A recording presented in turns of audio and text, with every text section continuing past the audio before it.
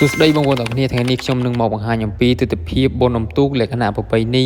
ដែលស្ថិតនៅក្នុងឃុំកំពង់សាឡៅមួយស្រុកឆែបខេត្តព្រះវិហារហើយសម្រាប់កម្មវិធីបុណ្យអុំទូកលក្ខណៈប្រពៃណីផងដែរគឺជារៀងរាល់ឆ្នាំគេប្រារព្ធធ្វើឡើងនៅថ្ងៃចុងបញ្ចប់នៃពិធីបុណ្យចូលឆ្នាំថ្មីប្រពៃណីជាតិខ្មែររបស់យើងណាហើយសម្រាប់ថ្ងៃនេះគឺបាទឃើញថាមានលក្ខណៈអ៊ូអរជាងរាល់ឆ្នាំដោយសារតែមានវត្តមានរបស់បាទបងប្អូនជាច្រើនទាំងពីប្រទេសបាទទាំងសងខាងគឺប្រទេសឡាវនិងប្រទេសកម្ពុជាយើងហើយមានបាទបងប្អូនដែលមកពីទីជិតទីឆ្ងាយបាទឬក៏បងប្អូនតាមបណ្ដាភូមិគឺគាត់មានការចូលរួមច្រើនជាងរាល់ឆ្នាំបងប្អូនសម្រាប់ឆ្នាំនេះហើយជាពិសេសគឺមានឋានៈដឹកនាំបាទស្រុកគាត់ក៏បានចូលរួមទស្សនានៅក្នុងបាទកម្មវិធីប្រណាំងទូកលក្ខណៈប្រពៃណីនេះផងដែរហើយសម្រាប់កម្មវិធីអុំទូកនៅឆ្នាំនេះគឺមានលក្ខណៈអ៊ូអរបាទជាងឆ្នាំមុនទៀតបងប្អូនដោយសារតែមានការចូលរួមពីពុកម៉ែបងប្អូនបាទដែលនៅតាមបណ្ដាភូមិក៏ដូចជាបងប្អូនដែលនៅទីជិតទីឆ្ងាយក៏ដូចជាបងប្អូនបាទដែលនៅបាទប្រទេសឡាវគាត់ក៏បានមកចូលរួមទស្សនាបាទច្រើន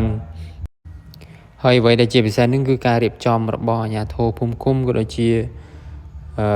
លោកចៅអធិការវត្តក៏ដូចជាបងប្អូនដែលនៅក្នុងភូមិបាទគាត់យកចិត្តទុកដាក់នៅក្នុងកម្មវិធីនេះតែម្ដង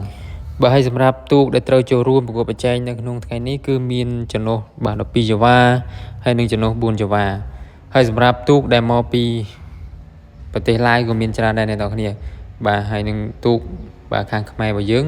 គឺមានការប្រកួតលក្ខណៈបាទប្រពៃណីសប្បាយក៏ដូចជាការបង្កើននៅមិត្តភាពបាទរវាងកម្ពុជាយើងហើយនឹងឡាវបាទអូខេអ្នកនរគ្នាឥឡូវយើងគុំបងអង្គយូយើងទៅទស្សនាអំពីទិដ្ឋភាពបុណ្យអុំទូក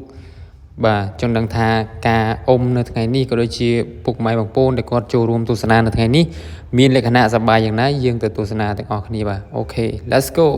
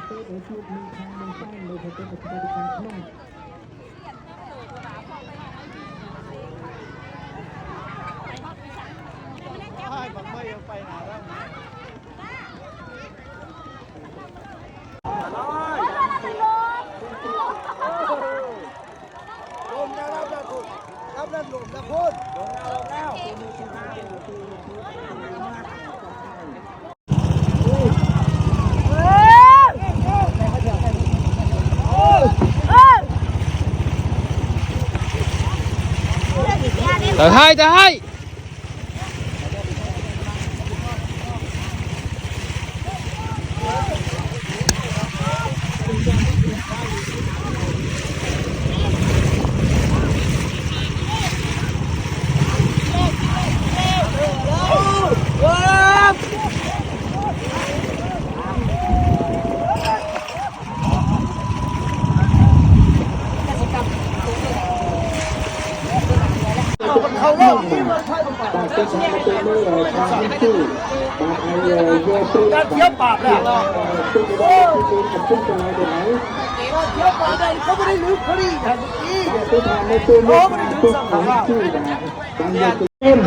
បាទទូកទាំងនេះបើសិនជា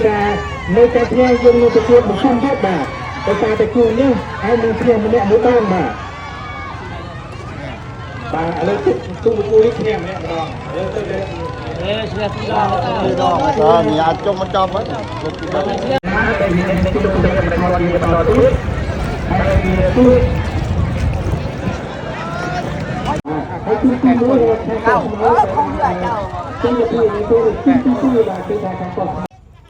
ហើយឥឡូវនេះក្រោយតែមានការប្រកួតប្រជែងចប់ហើយក៏រកឃើញនៅអ្នកដែលទទួលបានជ័យជំនះចំណាត់ថ្នាក់លេខ1ហើយក៏មានការប្រកល់ពានរង្វាន់ជូនក៏ដូចជាប្រាក់រង្វាន់ជូនទៅដល់កីឡាករបាទចំណុះទូកទាំងអស់គ្នាផងដែរនឹងហើយអ្នកនរគ្នាសម្រាប់វីដេអូដែលបង្ហាញអំពីទិដ្ឋភាពបុណ្យអុំទូកលក្ខណៈប្រពៃណីដែលស្ថិតនៅក្នុងឃុំកំពង់សាឡៅមួយនេះ